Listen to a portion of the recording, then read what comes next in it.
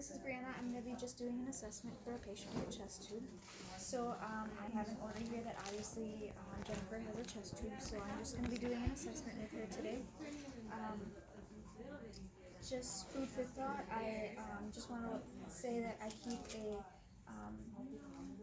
Vaseline gauze with me and some sterile solution and a clamp if need be during next to the patient, and then I also carry Vaseline gauze with me just in case chest tube were to get dislodged or displaced, so we are ready for anything unexpected.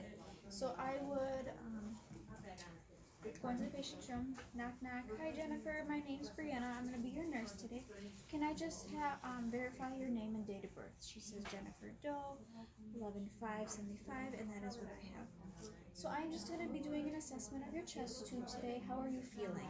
She says she's having a little bit of pain. What would you rate your pain at? She says a 4. I said, is that tolerable with you? And she states yes, that a 4 is tolerable.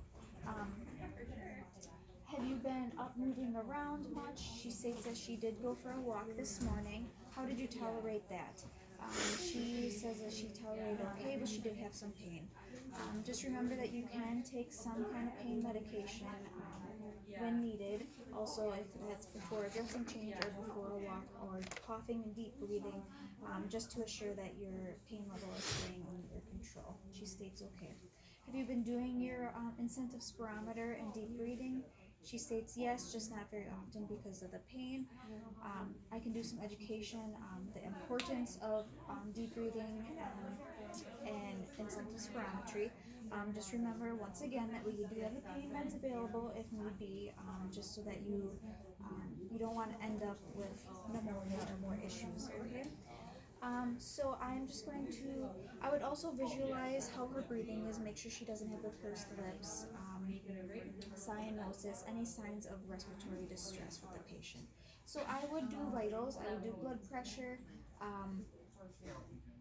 pulse, heart rate, the O2 stat, make sure that there's no, and a temperature to make sure there's no signs of infection or any issues with her vitals. I would listen to her lung sounds, so I would do in the front and posterior, along with I would just listen to her heart for this assessment.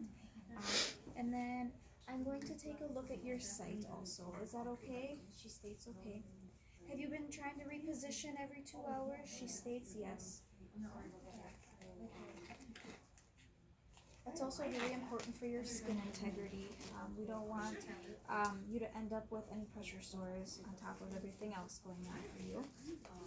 So I'm just going to pull back your gown here. I am going to assess the dressing to make sure that there's no drainage, and right now the drainage looks, the dressing looks good. I'm going to palpate around to make sure that there's no crepitus, any pain or discomfort with this. She states no. I'm also going to look for edema. The peri skin around the site looks well. There's no signs of crepitus. I would also assure that there's no dependent loops in the tubing, so I'm going to follow this tubing down to make sure that the clamps and everything is working properly. If need be, we can have this laying on the bed so that there's no dependent loops causing any clots or anything. We want to also make sure that the device is below the chest level, but for this video, I'm going to bring it up just to show what I am assessing in this patient. So you're going to be looking at the drainage. Right now there is really no drainage with this patient. You're going to be making sure that the water level is where it is supposed to be. Usually it's 20. Obviously this is a little low, so I would add a little bit if need be. And then we'd watch the water seal for titling. You don't want any bubbling. If there were some bubbling in these chambers, that would be a sign of an air leak. And for an air leak, we would want to clamp closest to the patient. If it were to stop, that would just mean that the air leak is within the patient. If it were to keep going, that obviously means that it's default in the tubing or the device itself. So you would work your way down to see if you could find where that air leak is and notify the physician if need be.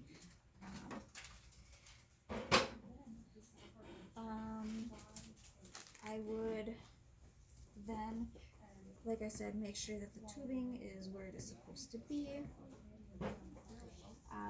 Cover the back patient's back up. I would make sure that she is in a low position. She has her call right.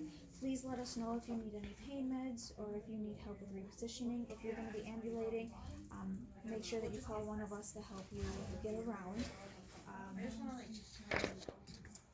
I would, if it were a child, we would obviously have be more at their level, going through what we would be doing for their age level.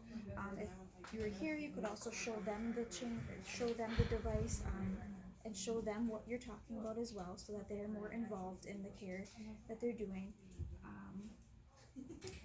Education on deep breathing, coughing, incentive spirometry, along with repositioning, which we would also document with the education provided with the patient. You would document how the dressing looks, you would document how the vital signs were, and you would document the drainage and what the drainage were to look like in the chamber. I would remove my gloves, I would sanitize.